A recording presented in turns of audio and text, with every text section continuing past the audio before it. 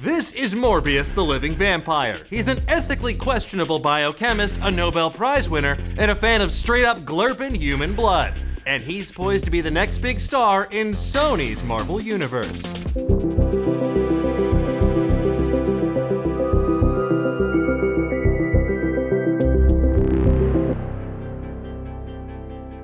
Welcome to Explainiac.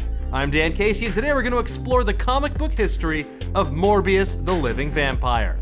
Played by Jared Leto, Morbius is making his big screen debut on July 31st, 2020. This follow-up to Venom is the latest addition to Sony's deeply weird universe of Marvel movies, which apparently all involve handsome men turning into gross monsters and fighting people in mysterious laboratories. The release of Morbius's first trailer had fans asking a bunch of questions, like, is 48-year-old Jared Leto a vampire in real life? Will anyone eat a live crustacean while sitting in an aquarium in the middle of a crowded restaurant in this movie? And will Michelle Williams apologize for the movie you just watched at the end of the film? Hey, I'm sorry about Venom. The answer to all of these questions and more is probably not, but let's break down the mysterious past of Michael Morbius, shall we? See, his first name is Michael.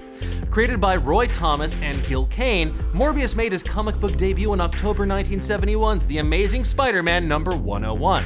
And fun fact, this was the first issue in Spider-Man history that was written by someone other than Stan Lee. And what a wild issue it was. Peter Parker, having chugged an untested serum designed to get rid of his Spider-Man powers, now has 6 arms, making him a literal Spider-Man. And for some reason, also a total jagoff to everyone in his life. Also, he calls Gwen Stacy Gwendy, which I gotta say I'm not a fan, don't like the mouthfeel.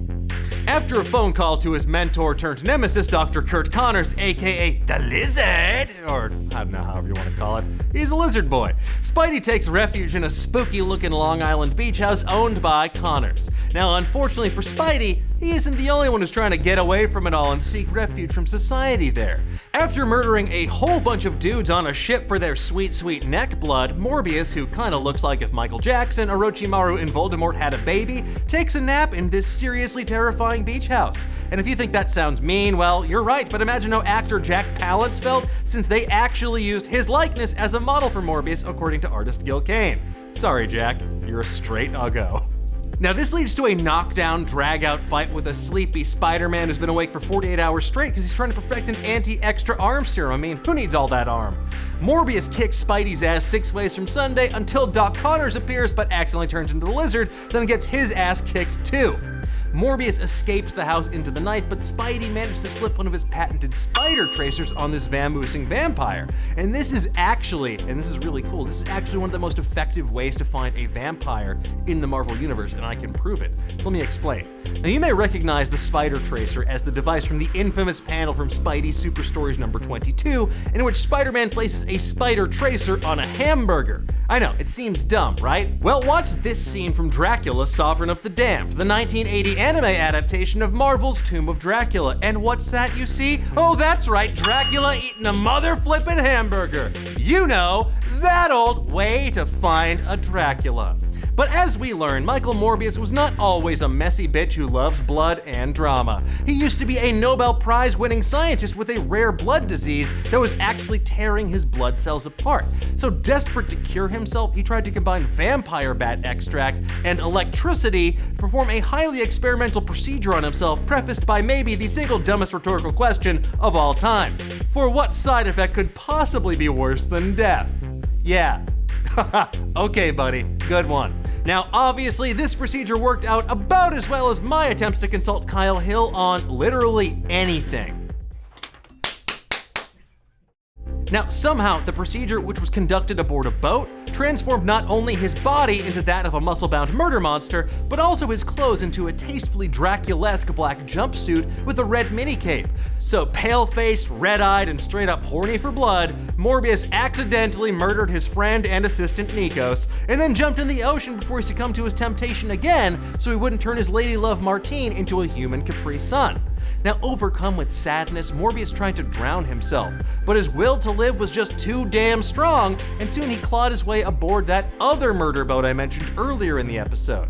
Anyway, long story short, Morbius's initial appearance ends with Spidey and the Lizard extracting an enzyme from Morbius's body so they can process a serum that reverts both the Lizard back into Kurt Connors and Spider-Man back into a down-on-his-luck Goofus who only has 2 arms rather than 6. As for Morbius, well, your friendly neighborhood Spider-Man watches this man presumably drown and then just keeps on living his life. Haha, another day for Peter Parker.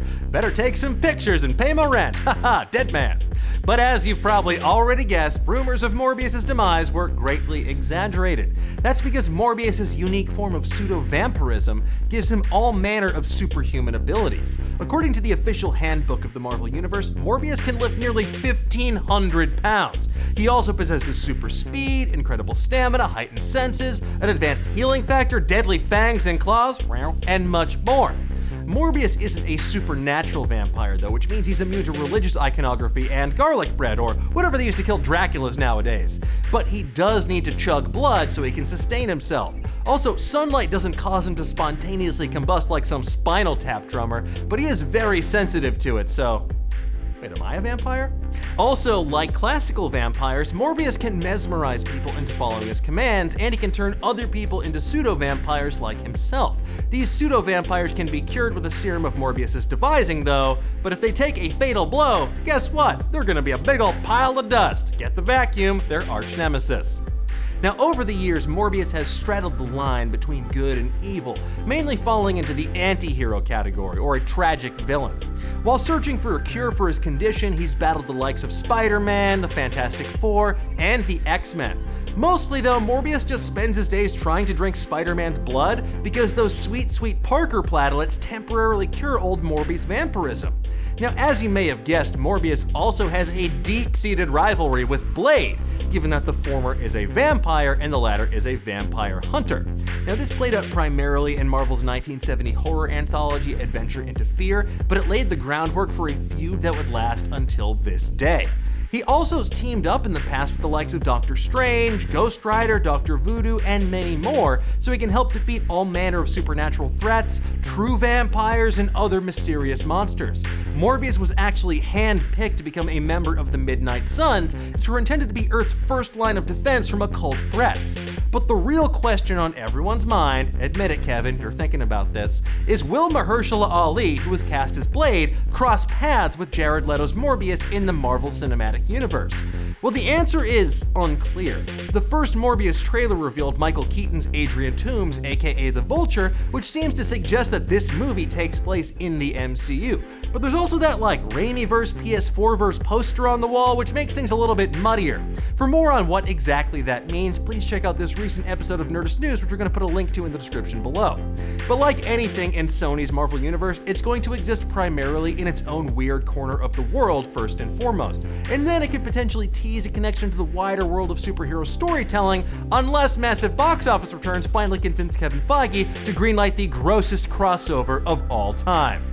Just imagine Venom touching you. Oh god. We'll just have to wait and see though what kind of groundwork they lay when the Daniel Espinosa directed Morbius comes out on July 31st. In the meantime, tell me, what do you think? What Morbius story do you want to see on the big screen? And do you want to see Morbius cross over into the MCU? Let me know in the comments below and give me a thumbs up while you're there. Bleh. Thank you so much for watching. If you enjoyed this video, please like and share it with your friends and subscribe to our channel while you're at it. And if you want even more Marvel goodness, check out past episodes of Explainiac right now wherever fine Nerdist content is streamed. And remember, not everything in life can be explained, but for everything else, there's this show.